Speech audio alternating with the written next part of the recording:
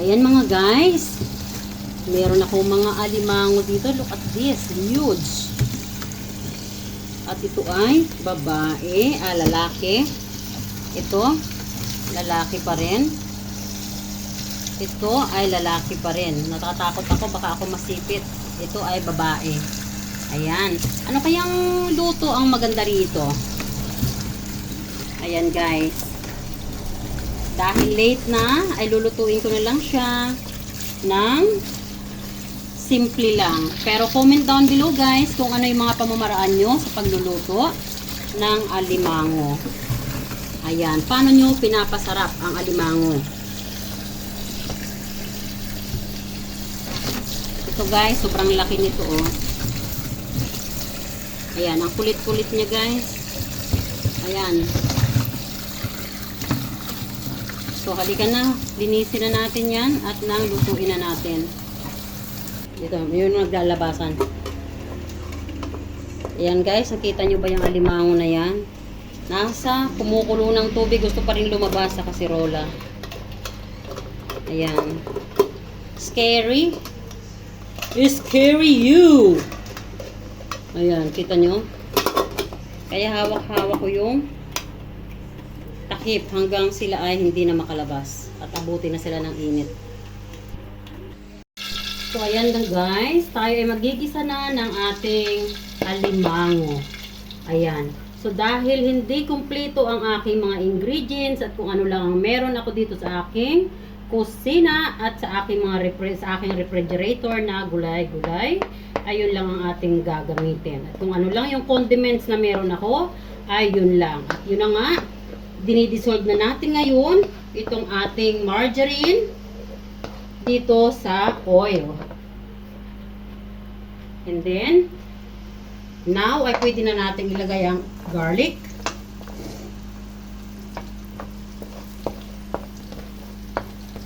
Ayan, hayaan lang muna natin na ma-fry at lumabas ang aroma ng garlic bago natin ilagay ang onions. Now, ay pwede na natin ilagay ang onions. Hindi ko malagyan ng maraming garlic guys, kasi yung garlic ko ay hindi na rin ganon karami. Normally, once I'm cooking crabs, I put more garlics. Medyo generous sana yung garlic. But since wala na rin akong masyadong garlic, so, that's enough.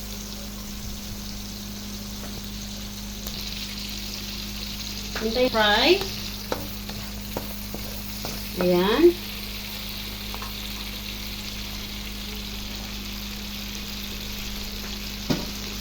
So guys, one by one, ilagay na natin yung ating crab.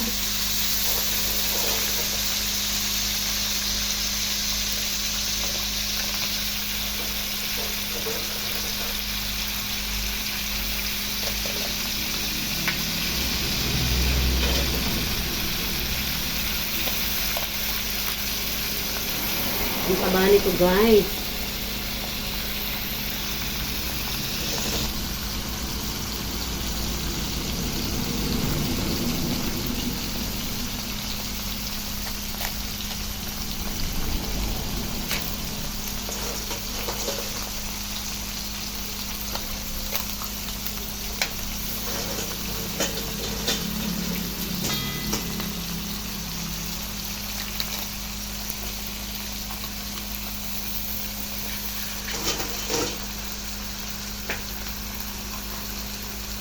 Yan guys, maglagay na rin tayo ng oyster sauce.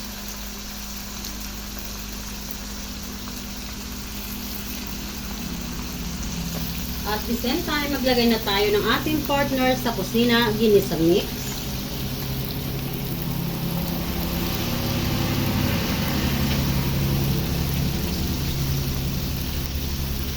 At maglalagay ako ng konting sugar.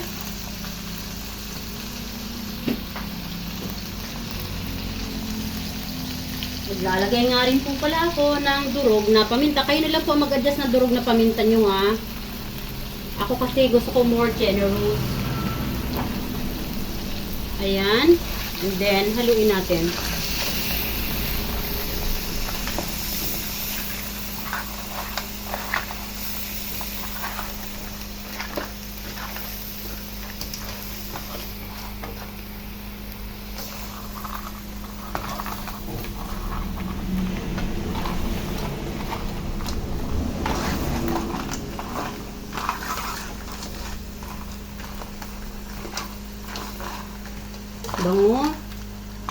Wow.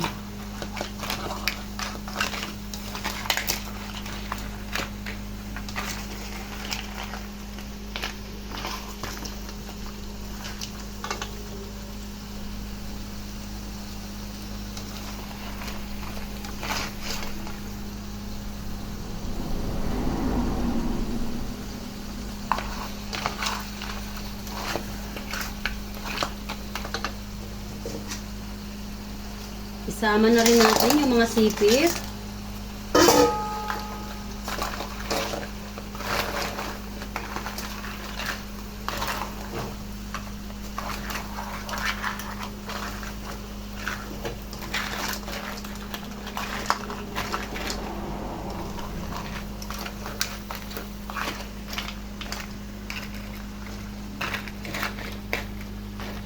Ayan guys.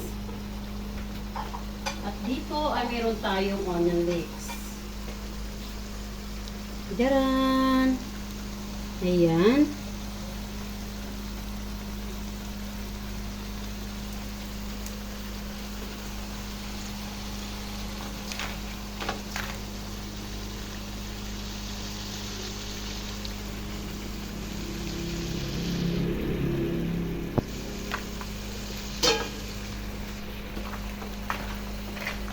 Ayan guys, so naluto na ang ating crabs. Butter crabs, ayan. So ang ating butter crabs ay simple lang pero sobrang sarap nito guys, promise. Okay, let's off the fire. Ayan, so meron na tayong butter crabs. Ayan, simple-simple pero alam nyo ba, patataobin niya ng kaldero nyo sa sarap. And once again, thanks all of you guys for watching, and this is Tita Wena. Keep saying, don't forget to keep loving one another. And I love you all guys. God bless. Thanks for watching, and please share the video. Don't forget to write down your comment a little bit longer. I love you all. And jaran!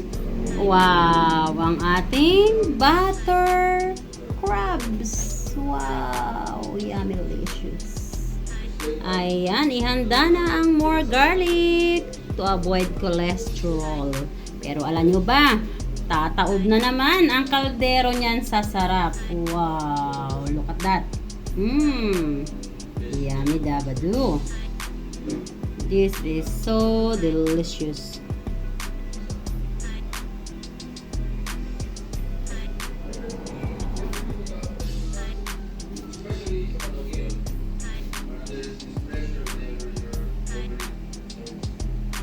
Sarap! Let's eat!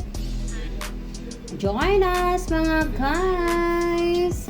Don't forget to share this video and write down a little bit longer comment for my revenue.